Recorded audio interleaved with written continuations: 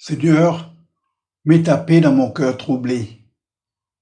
Chers frères, chères sœurs, chers amis, bienvenue à l'écoute du message de ce dimanche qui s'intitule « Seigneur, mets ta paix dans mon cœur troublé ».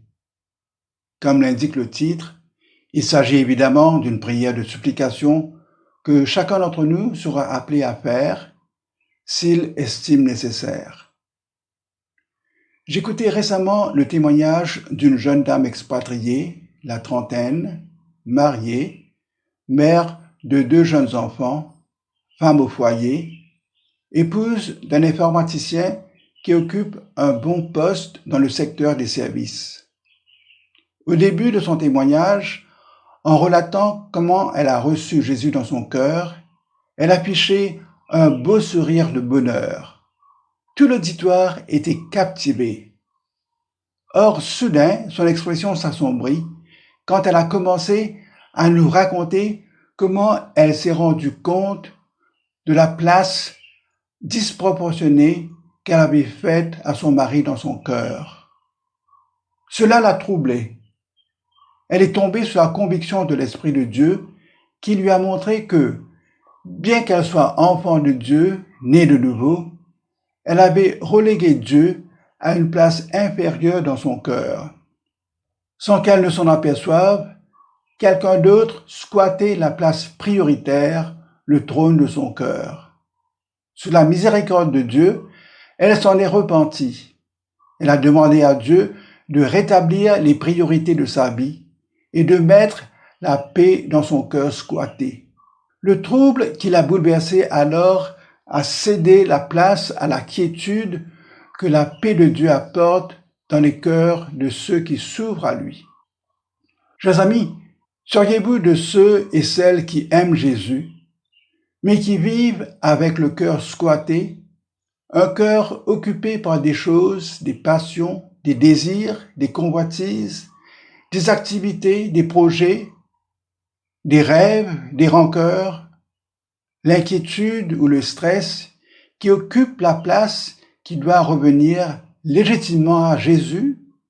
Cette prière de supplication, Seigneur, mets ta paix dans mon cœur troublé, ne sera pas exaucée si Dieu ne déloge pas les squatteurs, ces occupants illégaux qui vous volent votre paix. D'emblée, vous vous dites, comment espérer la paix dans mon cœur alors que le monde est secoué par des conflits, des crimes passionnels, des émeutes, des cataclysmes, des injustices cruelles, la violence dans la rue, des crimes politiques, des génocides, des risques de guerre imminente. La vue de ces images bouleversantes qui montrent les gens dans un moment de grande souffrance à cause de la pénurie d'oxygène, un élément essentiel à la vie que Dieu donne à tous selon sa grâce. Chers amis, je sais que vous retournez pas mal de soucis et d'images dans votre cœur. Votre pensée essaie de refouler les soucis.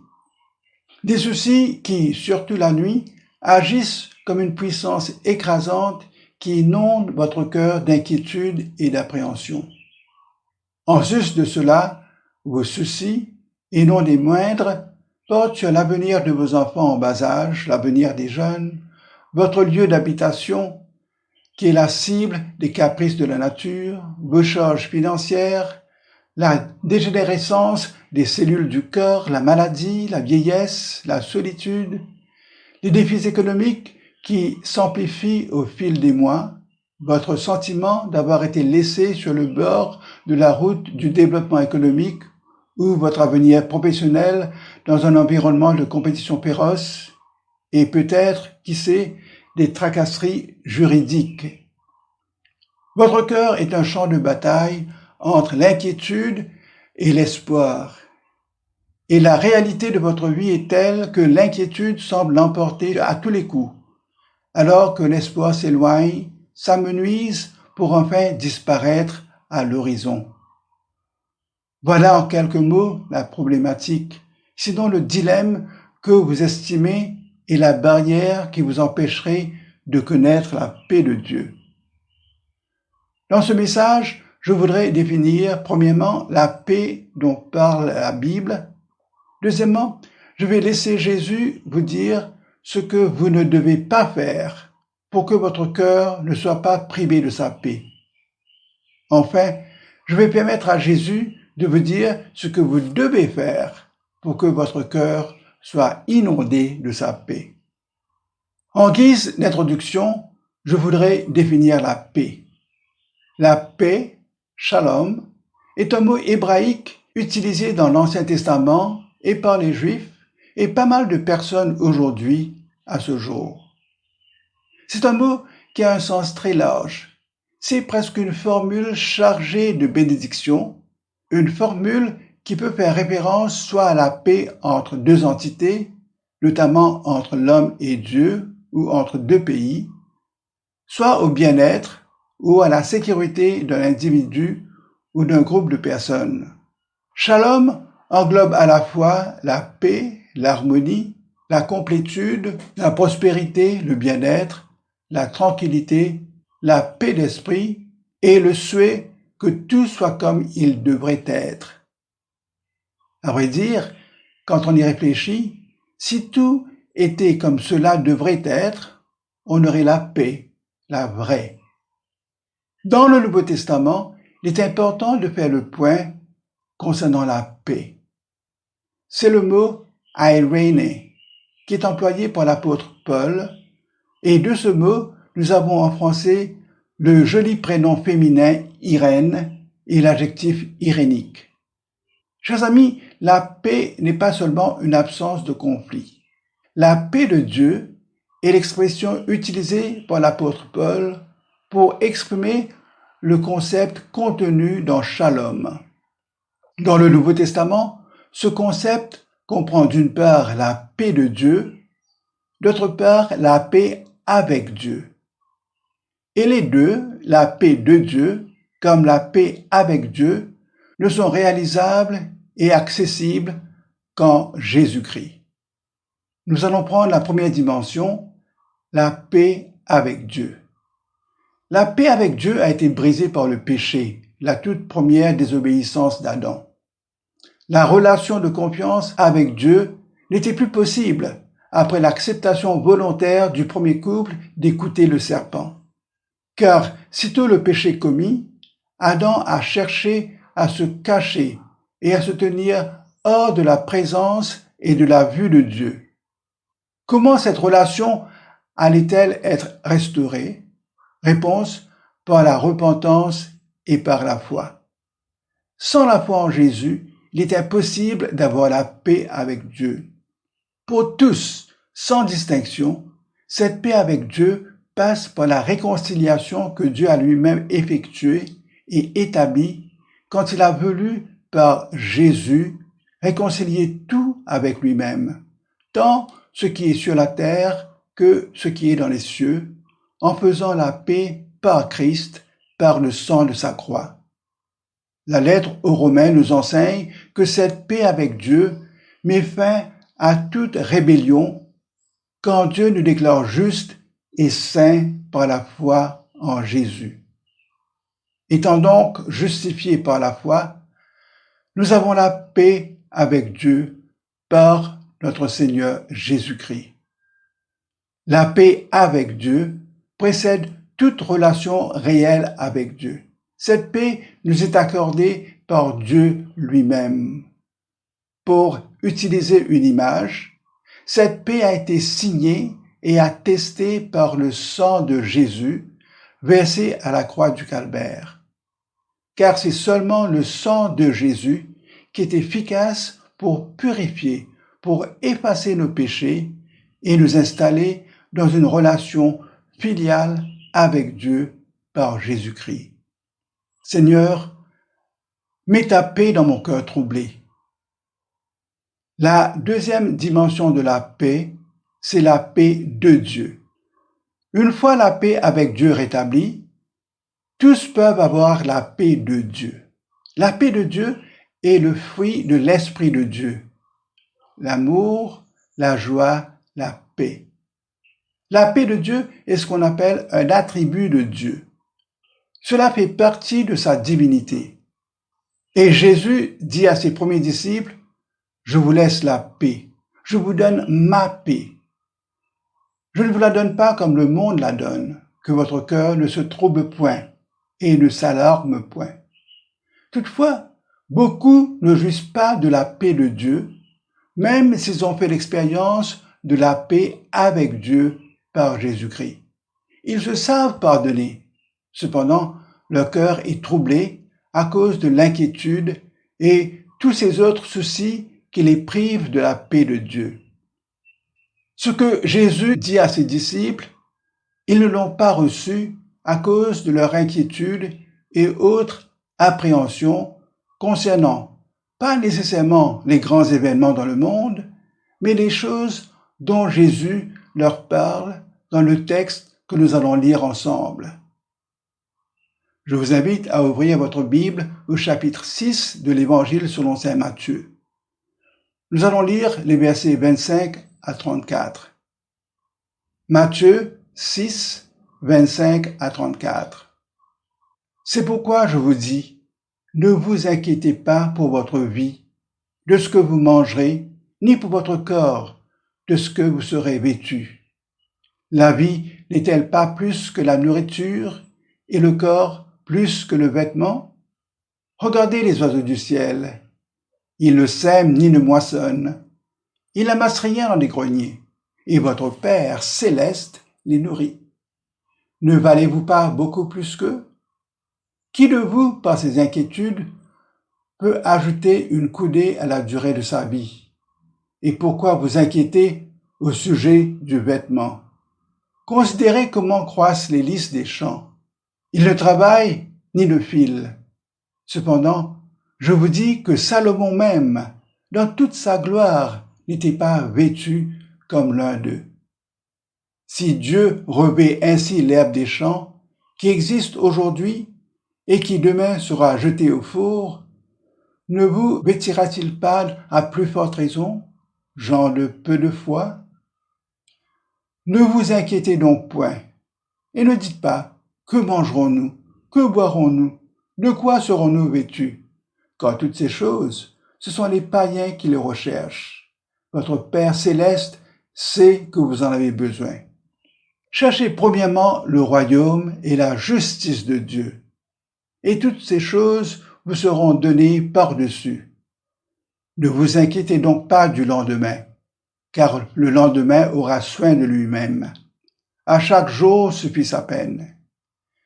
Chers amis, je viens de vous lire un extrait du grand discours de Jésus, connu comme le Sermon sur la montagne, qui occupe 3 longs chapitres de l'Évangile selon saint Matthieu. Remarquons qu'il est dit que, lors de cet événement, Jésus enseignait ses disciples et la foule. À la fin, il est dit que la foule fut frappée de son enseignement, car il enseignait comme ayant autorité. La question pour vous et pour moi, allons-nous recevoir l'enseignement de Jésus dans son intégralité? Jésus commence son ministère par la proclamation de l'avènement du royaume de Dieu. Pour mieux disposer les cœurs à ce changement de régime, à ce nouveau style de vie, à cette nouvelle perspective de la vie ici-bas, Jésus présente ce qu'on appelle la charte du royaume. Une charte qui, par ses nouveaux enseignements, nécessite un renouvellement de la pensée, une nouvelle compréhension des dispositions de la loi de Dieu. L'extrait que nous avons sous les yeux se situe juste après 2 fortes mises en garde que Jésus lance à la foule. La première mise en garde concerne la convoitise, la passion ou la tentation d'amasser des trésors temporels sur la terre contre l'exhortation d'amasser des trésors éternels dans le ciel. Les richesses terrestres, donc matérielles, leur dit Jésus, sont vouées à une perte certaine et elles n'ont pas de valeur durable. Elles entraînent la frustration et le vide spirituel. En plus, elles causent l'insatisfaction puisque la convoitise, quelle qu'elle soit, ne peut être assouvie. En revanche, les trésors du ciel constituent un gain assuré. car ils ne font pas l'objet de convoitises des voleurs, ni de la décomposition naturelle. Les trésors célestes sont éternels et incorruptibles. Les trésors célestes donnent du plaisir maintenant, dans le contentement et le sentiment de bien-être qui découle du fait de les utiliser pour le bien des autres. Par exemple, en subvenant aux besoins matériels des plus démunis. Et leur jouissance ultime nous est réservée dans l'éternité. A-t-on jamais vu un camion chargé de biens, de richesses, de grands mets, de grandes parures roulant derrière un corbillard? Les richesses terrestres, la gloire et la beauté pourriront sur la terre. Et Jésus énonce ces paroles mémorables. Car là où est ton trésor, là aussi sera ton cœur. Jésus conclut qu'on peut avoir son trésor et son cœur qu'en un seul endroit. Nous ne pouvons pas amasser des trésors sur la terre et dans le ciel en même temps. Cet enseignement de Jésus va droit au cœur de chaque individu présent dans la foule. L'enseignement est personnalisé par l'emploi de ton trésor, ton cœur. Le bien qui est fait pour le royaume de Dieu, grâce à l'utilisation de nos trésors, dure pour l'éternité. Et l'œuvre que Dieu accomplit en nous, par une gestion avisée, l'honore et dure pour l'éternité. Jésus parle ici à chaque cœur en faisant appel à la raison. Son objectif est de faire pénétrer sa parole dans le cœur afin que chacun soit guidé et persuadé de faire le bon choix, de prendre la bonne décision. L'apôtre Paul confirme ce que dit Jésus. La tentation de courir après les trésors de ce monde comporte un très grand piège. Cette passion peut nous posséder au point que nous en devenions des victimes irrécupérables. Car l'amour de l'argent, écrit l'apôtre, est une racine de tous les maux. Et quelques-uns, en étant possédés, se sont égarés loin de la foi et se sont jetés eux-mêmes dans bien des tourments. L'amour du monde ne laisserait pas de place à Dieu dans notre cœur. Le monde est un triple squatteur que l'apôtre Jean décrit comme la convoitise de la chair, la convoitise des yeux et l'orgueil de la vie. Mais la cible de Jésus est notre cœur, car c'est là qu'il veut inscrire sa parole. Si sa parole n'est pas dans notre cœur, nous n'allons pas connaître la paix qu'il veut nous donner. La seconde mise en garde, Jésus renchérit en disant que l'on ne peut donner son allégeance à 2 maîtres. On ne peut servir 2 maîtres. C'est absolument impossible. Car le cœur sera alors divisé, le cœur sera partagé, et le cœur sera déchiré par 2 maîtres. Et Jésus nomme les 2 maîtres qui sollicitent notre amour et notre fidélité, Dieu et Mammon. Sachez que Mammon est le matérialisme qui est une idole, ou tout simplement la richesse personnifiée qui rend le cœur et la pensée esclaves. Dans le monde naturel, il est impossible à un esclave de servir 2 maîtres, car chacun le revendique comme sa propriété, et l'esclave doit répondre à l'un comme à l'autre avec un dévouement entier, soit par amour, soit par intérêt.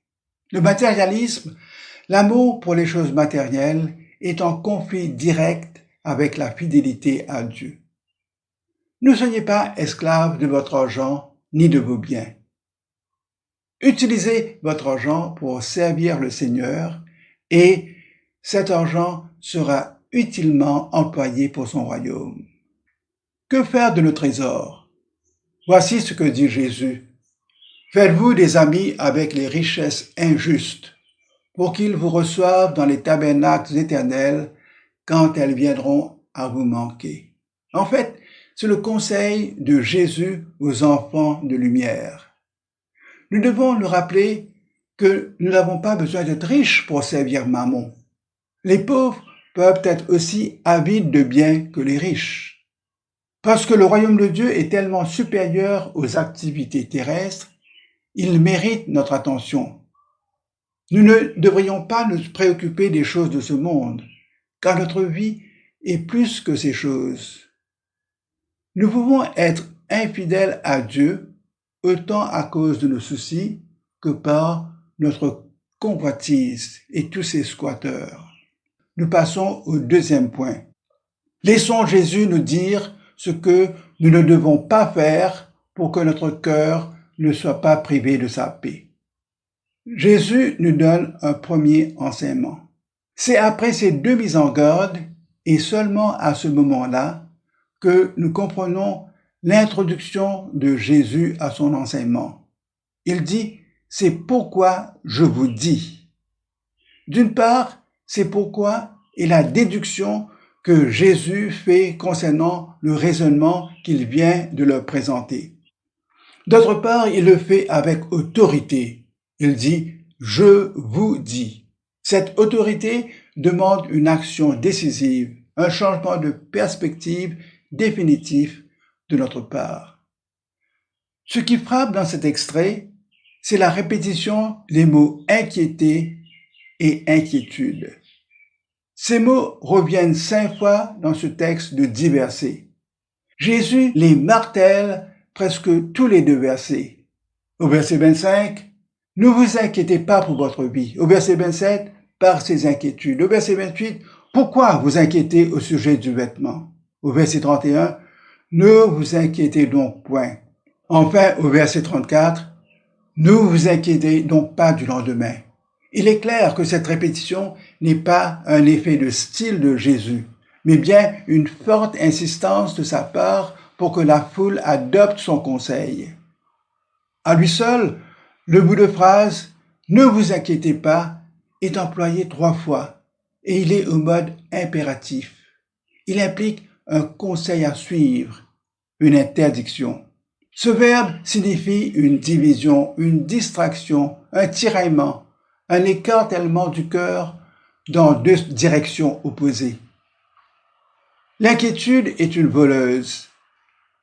Elle nous vole la paix en remplissant notre cœur de tourments. Elle apporte la division entre nos pensées légitimes, nos aspirations pour Dieu et des préoccupations destructrices orientées vers ce qui n'est pas agréable à Dieu. Jésus leur dit qu'ils se font trop de soucis pour leur vie, leur nourriture et leurs vêtements. En ce faisant, ils écartèlent leur cœur entre leur amour pour Dieu et les choses de ce monde.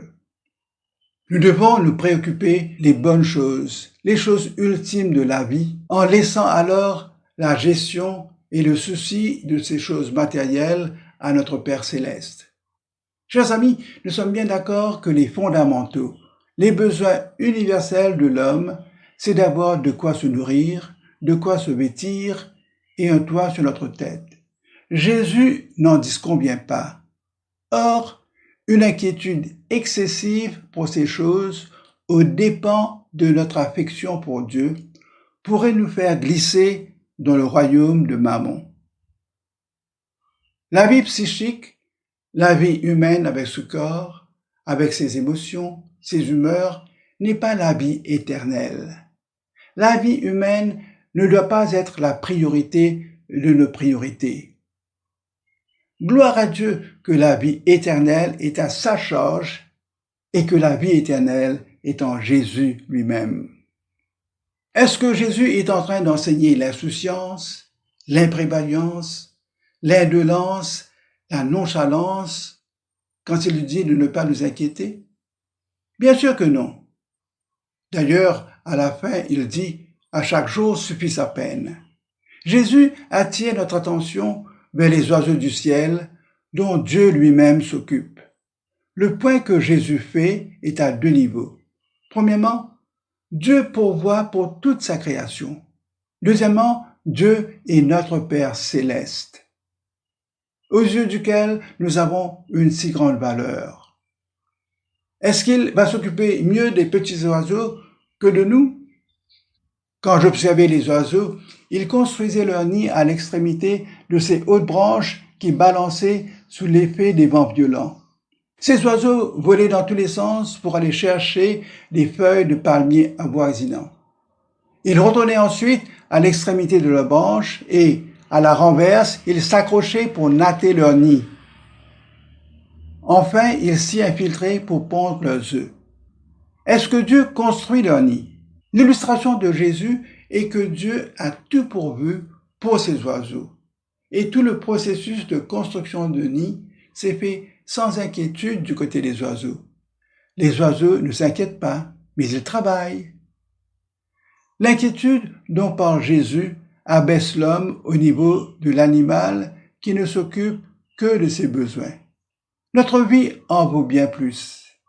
Et nous avons des affaires éternelles dont nous devons nous acquitter promptement. L'inquiétude que beaucoup de gens ont à propos des choses matérielles de la vie provient d'une compréhension imparfaite de leur valeur aux yeux de Dieu. Ils ne comprennent pas à quel point Dieu les aime et se soucie d'eux.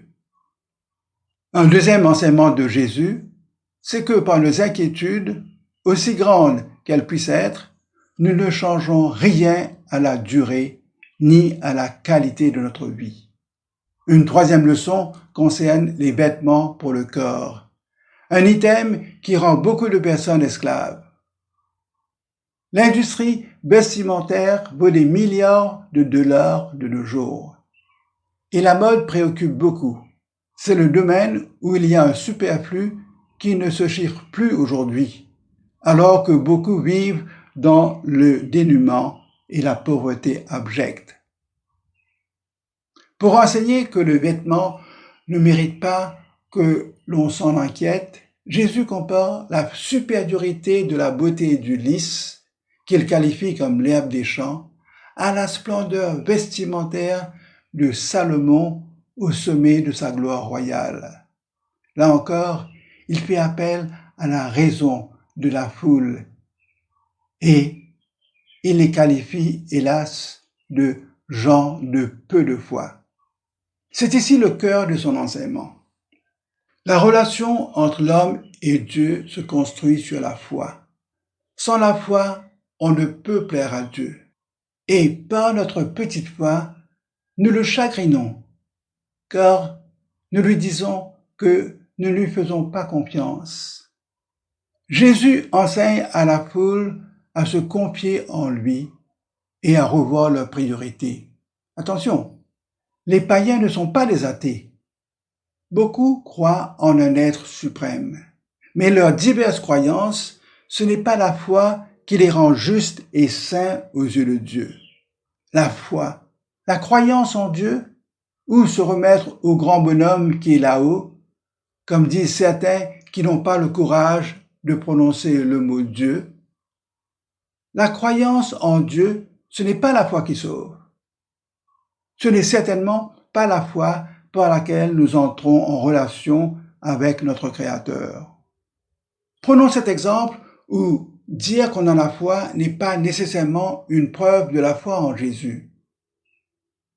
On peut le dire, mais on ne croit pas vraiment. On ne croit pas en Jésus. Il s'agit du Père qui amène auprès de Jésus son Fils habité par l'esprit impur pour que Jésus le guérisse. Le Père qui demande la guérison de son Fils, néanmoins, son cœur et ses pensées sont sur ce petit corps convulsé à chaque attaque du malin, sur ce corps qui est en proie à la mort, car il est habité par un esprit suicidaire. Et le Père dit à Jésus, « Mais si tu peux quelque chose, viens à notre secours, aie compassion de nous. » Et Jésus lui dit, « Si tu peux, tout est possible à celui qui croit. » Aussitôt, le père de l'enfant s'écria, « Je crois, viens au secours de mon incrédulité. » « Si tu peux, s'exclame Jésus. Jésus met le doigt sur son cœur. Le Père ne croyait pas vraiment que Jésus avait le pouvoir et l'autorité sur les esprits démoniaques. Dans sa souffrance, ce père s'écrie « Seigneur, viens au secours de mon incrédulité ».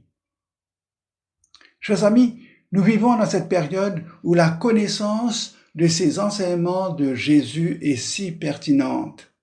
L'encre de notre foi nous empêche de glisser, de balloter sur un océan d'inquiétude et empêche par la même occasion les squatteurs d'occuper notre cœur à notre insu. Quel est notre repère? Quel est notre choix? Gérer l'inquiétude ou l'éliminer de notre cœur? Vous savez, l'inquiétude déshonore Dieu à cause de notre manque de confiance en lui. On se dit, va-t-il vraiment pouvoir le faire? Je doute. Quant à moi, je prends contrôle de ma vie, je m'occupe de ma famille. Si Dieu intervient, tant mieux. Deuxièmement, l'inquiétude nuit à notre santé spirituelle, car elle ouvre la voie à toutes sortes de tensions dans nos relations. Troisièmement, l'inquiétude est improductive. Elle ne nous avance en rien. Pour information, le stress est l'un des principaux facteurs de maladie et de mauvaise santé. Dans une étude, il a été constaté que 85% des choses dont les gens s'inquiètent n'arrivent jamais. Pour le reste, la plupart des personnes interrogées ont conclu qu'elles pouvaient gérer la vie bien mieux qu'elles ne l'avaient pensé. Je vous donne une petite illustration. L'inquiétude a été comparée à un fauteuil à bascule. Beaucoup de mouvements, mais toujours stationnaires. L'inquiétude est la cause de beaucoup de tribulations, d'énervements, de mines sombres portant vers la déprime. Nous passons au troisième point. Permettons à Jésus de nous dire ce que nous devons faire pour que notre cœur soit inondé de sa paix. Notre priorité, cherchez premièrement le royaume et la justice de Dieu, nous dit Jésus. C'est une priorité permanente, pas occasionnelle, pas forcée par le besoin. Le royaume de Dieu et sa justice. Notre cœur ne doit pas être partagé, ni déchiré, ni divisé là-dessus. Allons-nous laisser le manger et le boire et les vêtements ou quelque autre idole ou squatteur nous priver de la connaissance de la paix de Dieu et de sa gloire? Le royaume, le règne de Dieu et sa sainteté doivent être la règle de notre vie. Tout cela s'apprend dans sa parole par une étude assidue. C'est une erreur de penser que ce n'est qu'une autre priorité à intégrer dans notre liste de priorités. Dans tout ce que nous faisons, nous chercherons d'abord le royaume de Dieu et sa justice. Le royaume de Dieu et sa sainteté résument le premier commandement que tout cœur morcelé par toutes sortes de préoccupations laisse de côté pour son plus grand malheur. Voici l'exemple d'une personne dont le cœur n'avait pas de place vraiment pour Dieu. Il s'agit du jeune homme riche dans l'Évangile selon saint Marc au chapitre 10. Ce jeune homme accourt vers Jésus et se jette à ses pieds pour lui demander ce qu'il va faire pour hériter la vie éternelle. Jésus lui fait la liste des commandements. Il répond à Jésus qu'il les a tous observés depuis sa jeunesse. Le texte nous dit que l'ayant regardé, Jésus l'aima. Et Jésus lui dit alors qu'il lui manquait une chose. Cette rencontre se termine tragiquement pour le jeune homme. Affligé de cette parole de Jésus, ce jeune homme s'en alla tout triste, car son cœur était possédé par ses biens. Chers amis, il nous arrivera rarement d'avoir à choisir entre honorer Dieu et aimer notre femme ou être de bons travailleurs. Nous honorons Dieu et cherchons d'abord le royaume de Dieu en étant de bons maris et de bons ouvriers. Nous devons également nous souvenir de cet enseignement de Jésus dans son contexte immédiat.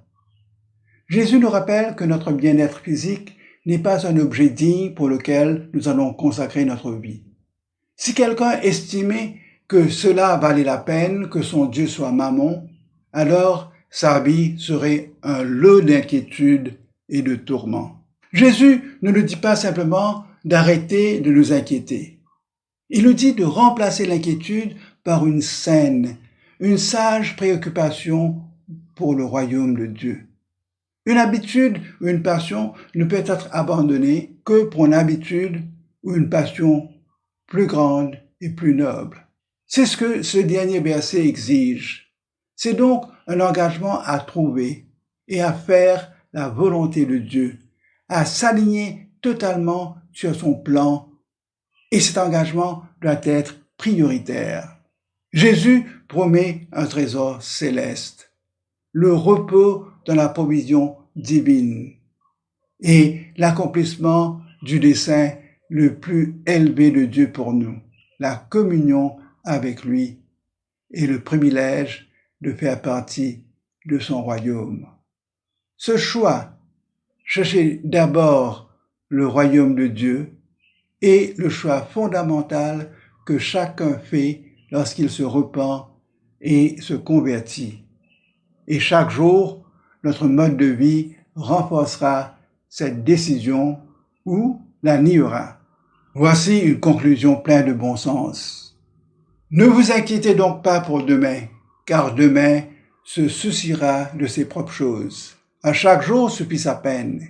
Si vous devez assumer des charges, prenez la charge des choses du jour. La plupart de nos soucis portent sur des choses sur lesquelles nous n'avons absolument aucun contrôle de toute façon. L'apôtre Pierre nous dit « Déchargez-vous sur lui de tous vos soucis, car lui-même prend soin de vous. » Tirer des leçons du passé ou planifier l'avenir sont, dans une certaine mesure, des exercices sages. Dieu veut que nous nous souvenions du passé, que nous planifions l'avenir, mais il veut que nous profitions surtout de sa présence dans le présent. L'apôtre Jean nous dit « Je vous ai dit ces choses afin que vous ayez la paix en moi. Vous aurez des tribulations dans le monde, mais prenez courage, j'ai vaincu le monde. » À la sortie de chaque crise, prenons du recul et demandons-nous, est-ce que tous ces soucis que nous nous sommes faits en valaient la peine? Nous allons terminer par une prière. Seigneur, je te remercie pour ta parole. Merci pour cet enseignement de Jésus. Montre-moi tous les occupants illégaux qui squattent mon cœur et qui me privent de ta paix. Déloge de ma vie tout ce qui me garde éloigné d'une communion profonde avec toi et qui m'empêche de connaître et de faire ta volonté. Seigneur, viens au secours de ma foi. Montre-moi à te croire et à croire tout ce que tu me dis, car tu es mon Père et que tu prends soin de mon bonheur. Je te demande pardon de t'avoir consciemment ou inconsciemment fait attendre à la porte de mon cœur, parce que je courais après des vanités. Seigneur, je t'ouvre la porte de mon cœur. Entre et inonde mon cœur troublé de ta paix. Au nom de Jésus, mon Sauveur et mon Seigneur. Amen. Chers amis, merci de votre attention.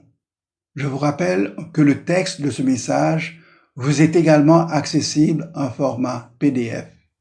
Que le Seigneur Jésus vous bénisse abondamment. À bientôt.